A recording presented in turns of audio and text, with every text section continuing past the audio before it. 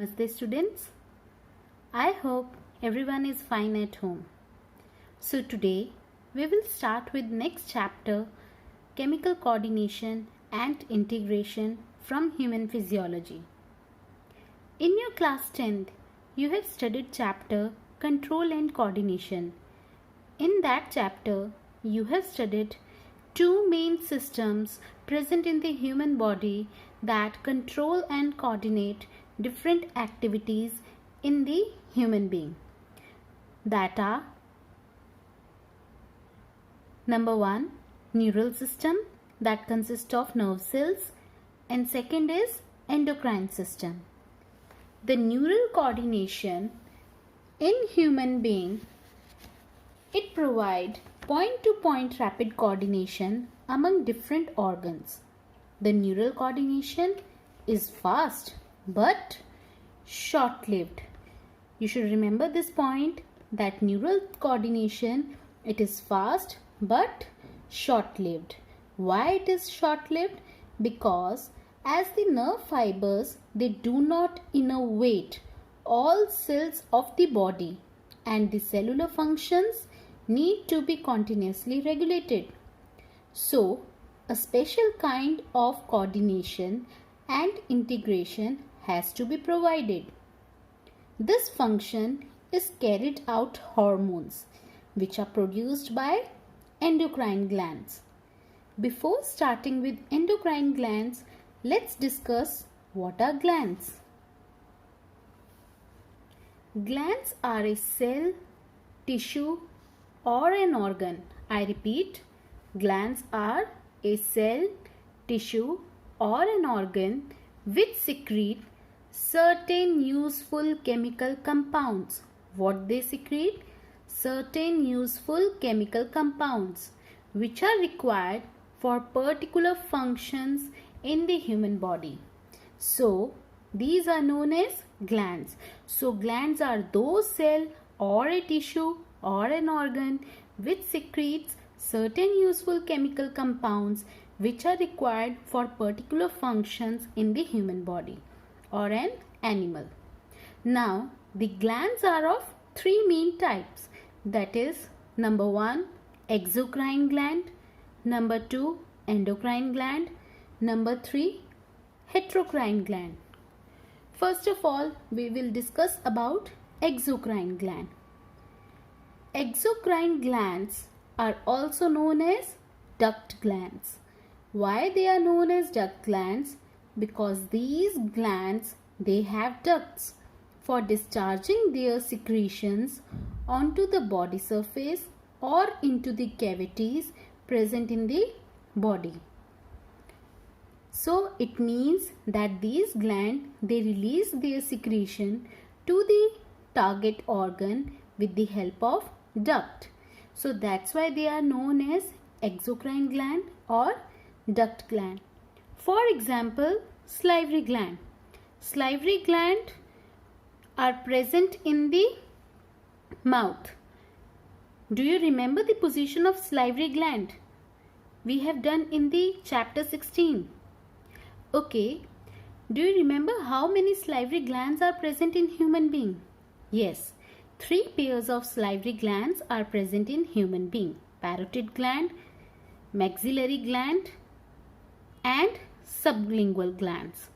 So these glands are present at different positions, but all these 3 pair of glands, they release their secretion into the buccal cavity with the help of their ducts. So that's why salivary gland is known as exocrine gland. Similarly, liver, it is the largest gland present in the body, and liver, what it secrete? Do you remember? We have done in lesson 16. Yes, liver secretes bile juice with the help of hepatic duct or bile duct. This bile duct later joins with pancreatic duct to form hepatopancreatic duct, and it opens into the duodenum to release bile juice and pancreatic juice. So we can notice that liver it also release its secretion with the help of duct. So that's why it is also known as exocrine gland. Now the second category is endocrine gland. Now endocrine glands are also known as ductless gland. Why they are known as ductless gland? Because these glands, they lack duct. They do not have duct. That's why they are known as ductless gland. Now these glands, they lack ducts. So how they will release their secretion? These glands, endocrine glands, they release their secretion directly into the blood. And with the help of blood, the gland's secretion is transported to the site of action. So I repeat once again, what are endocrine glands? Endocrine glands are also known as ductless glands, and they pass their secretion into the surrounding blood for transport to the site of action. For example, thyroid gland, pituitary gland, okay, they are the ductless gland or endocrine gland.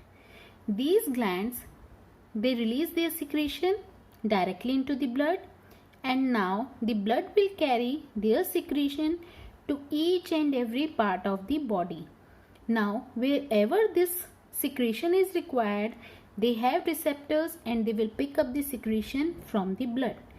Okay, so endocrine glands, their secretion is known as hormones.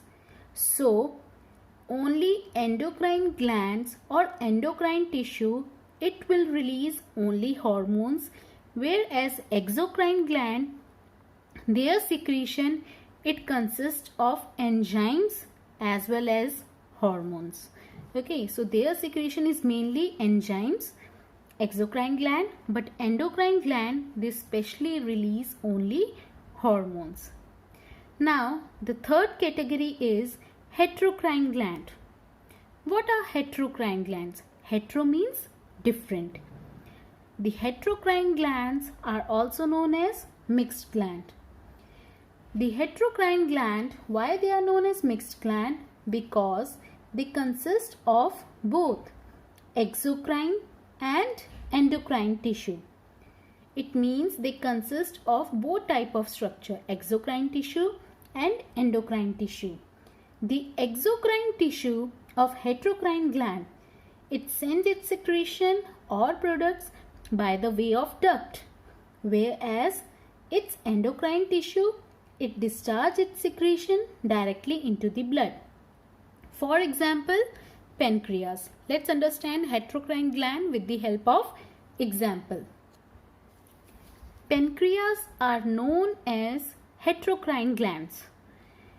Now all of you remember, we have done in chapter 16 that pancreas, it releases pancreatic juice for the digestion of food with the help of pancreatic duct.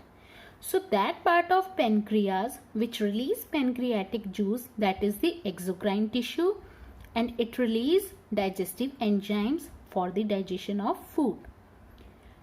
And all of you know about the hormone insulin. Insulin hormone, it is also secreted by pancreas, and this insulin hormone, it is released by the endocrine tissue present in the pancreas, and this insulin acts as hormone and it is released by endocrine tissue of the pancreas directly into the blood. So it is known as heterocrine gland.